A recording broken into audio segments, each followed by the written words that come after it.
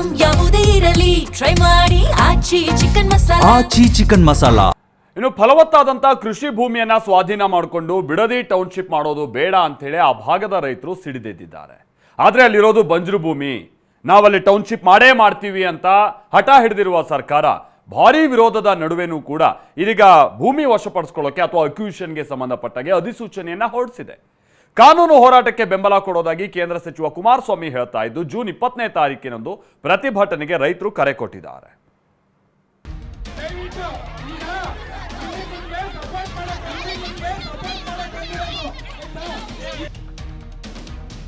Greater Bengaluru ಸಮಗ್ರ ಉಪನಗರಕ್ಕೆ ಅಧಿಸೂಚನೆ.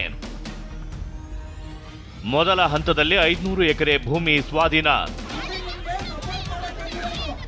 ಆಕ್ರೋಶ, ವಿರೋಧ, ಪ್ರತಿಭಟನೆ ಎಲ್ಲವನ್ನ ಮೀರಿ ಬಿಡದಿ ಬಳಿ ಗ್ರೇಟರ್ ಬೆಂಗಳೂರು ಸಮಗ್ರ ಉಪನಗರ ಯೋಜನೆಗೆ ರಾಜ್ಯ ಸರ್ಕಾರ ಅಧಿಸೂಚನೆ ಹೊರಡಿಸಿದೆ. ಬೆಂಗಳೂರು ದಕ್ಷಿಣ ಜಿಲ್ಲೆಯ ರಾಮನಗರ ತಾಲೂಕು ವ್ಯಾಪ್ತಿಯ ಜಮೀನು ಭೂ ಸ್ವಾಧೀನಕ್ಕೆ ರಾಜ್ಯ ಸರ್ಕಾರ ಅಂತಿಮ ಅಧಿಸೂಚನೆ ಹೊರಡಿಸಿದೆ. ಮೊದಲ ಹಂತದಲ್ಲಿ 500 ಎಕರೆ ಭೂಮಿ ಸ್ವಾಧೀನಪಡಿಸಿಕೊಳ್ಳಲಾಗುತ್ತೆ. ಈ ಸಂಬಂಧ ನಗರಾಭಿವೃದ್ಧಿ ಇಲಾಖೆ ಭೂ ಸ್ವಾಧೀನ ಅಧಿಸೂಚನೆ ಪ್ರಕಟಿಸಿದೆ. ಮೊದಲ ಹಂತದಲ್ಲಿ 500 ಎಕರೆ ಭೂಮಿ ಸ್ವಾಧೀನಪಡಿಸಿಕೊಳ್ಳಲಾಗುತ್ತೆ. 2 ತಾಲೂಕುಗಳ ಭಾಗದಲ್ಲಿ ಭೂಮಿ ಸ್ವಾಧೀನ ಮಾಡಲಾಗುತ್ತೆ. ರಾಮನಗರ ಹಾಗೂ ಆರೋಹಳ್ಳಿ ವ್ಯಾಪ್ತಿಯಲ್ಲಿ ಭೂಮಿ ಸ್ವಾಧೀನಪಡಿಸಿಕೊಳ್ಳಲಾಗುತ್ತೆ. ಪ್ರತಿ ಎಕರೆಗೆ 2.07 ಕೋಟಿಯಿಂದ 2.5 ಕೋಟಿ ರೂಪಾಯಿ ದರ ನಿಗದಿ ಮಾಡಲಾಗಿದೆ. ಅಥವಾ 50% ಅಭಿವೃದ್ಧಿಪಡಿಸಿದ ಭೂಮಿ ನೀಡಲು ಆದೇಶ ಹೊರಡಿಸಲಾಗಿದೆ.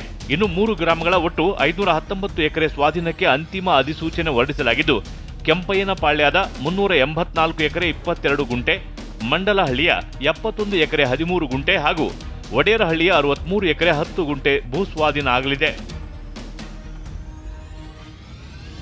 ಅಧಿಸೂಚನೆ ಹೊರಡಿಸಿದ್ರೂ ರೈತರ ಒಪ್ಪಿಗೆ ಬೇಕು. ಸರ್ಕಾರ ದಬ್ಬಾಳಿಕೆ ಮಾಡ್ತಿದೆ ಎಂದ ಎಚ್ಡಿಕೆ. ಭೂ ಸ್ವಾಧೀನಕ್ಕಾಗಿ ಹೊರಡಿಸಿರುವ ಅಧಿಸೂಚನೆ ವಿರುದ್ಧ ಕೇಂದ್ರ ಸಚಿವ ಎಚ್ಡಿಕೆ ಕೆರಳಿದ್ದಾರೆ. ಸರ್ಕಾರ ಅಧಿಸೂಚನೆ ಹೊರಡಿಸಿದ್ರು ಅದಕ್ಕೆ ರೈತರ ಒಪ್ಪಿಗೆ ಬೇಕು. ಬಿಡದಿ ಬಳಿ ಟೌನ್ಶಿಪ್ಗೆ 80% ರೈತರ ವಿರೋಧ ಇದೆ. ಆದರೆ ನಾವು ಮಾಡಿದ್ದೇ ತೀರ್ಮಾನ ಅಂತ ಸರ್ಕಾರ ದಬ್ಬಾಳಿಕೆ ಮಾಡ್ತಿದೆ ಅಂತ ಆಕ್ರೋಶ ಹೊರಹಾಕಿದ್ದಾರೆ. ಅಷ್ಟೇ ಅಲ್ಲ, ರೈತರ ಕಾನೂನು ಹೋರಾಟಕ್ಕೆ ನಾನೇ ಬೆಂಬಲ ಕೊಡ್ತೀನಿ ಎಂದಿದ್ದಾರೆ. ಯಾವುದೇ ಒಂದು ಯೋಜನೆ ನೀವು ತರೋದಾದರೆ ರೈತರುಗಳನ್ನು ಕನ್ವಿನ್ಸ್ ಮಾಡಬೇಕು. ನೀವು ರೈತರ ಮೇಲೆ ದಬ್ಬಾಳಿಕೆ ಮಾಡಿ ಅದನ್ನು ನಾವು ಮಾಡ್ತೀವಿ ಅಂತಕ್ಕಂಥದ್ದು ಇದೆಯಲ್ಲ, ಅದು ಎಲ್ಲ ಒಂದು ಕಡೆ ನೆಗೆಟಿವ್ ಹೊಡಿತದೆ ಅಂತಕ್ಕಂಥದ್ದು ಕಾದು ನೋಡಿ. ಕಾನೂನು ಹೋರಾಟಕ್ಕೆ ನಾನೇ ಬೆಂಬಲ ಕೊಡ್ತೀನಿ, ಹೇಳಿದ್ದೀನಿ ಈಗಾಗಲೇ ರೈತರಿಗೆ. ಕಾನೂನು ವ್ಯಾಪ್ತಿನಲ್ಲಿ ನಾವೇನು ಹೋರಾಟ ಮಾಡಬೇಕಾಗುತ್ತೆ ಅದು ನನ್ನ ಬೆಂಬಲ ಇದೆ ಅಂತಕ್ಕಂಥ ಹೇಳಿದೆ. ಟೌನ್ಶಿಪ್ಗೆ ವಿರೋಧಿಸಿ 470 ದಿನಗಳಿಂದಲೂ ರೈತರು ಪ್ರತಿಭಟಿಸುತ್ತಿದ್ದಾರೆ. ಆದರೆ ಸರ್ಕಾರ ಮಾತ್ರ ಭೂಮಿ ಸ್ವಾಧೀನಕ್ಕೆ ಅಧಿಸೂಚನೆ ಹೊರಡಿಸಿದ್ದು, ಇದು ಎಲ್ಲಿಗೆ ಹೋಗಿ ನಿಲ್ಲುತ್ತೋ ಕಾದು ನೋಡಬೇಕಿದೆ. ಹರೀಶ್, ರಮೇಶ್ ಜೊತೆ ಸುನೀಲ್, TV9 ಬೆಂಗಳೂರು.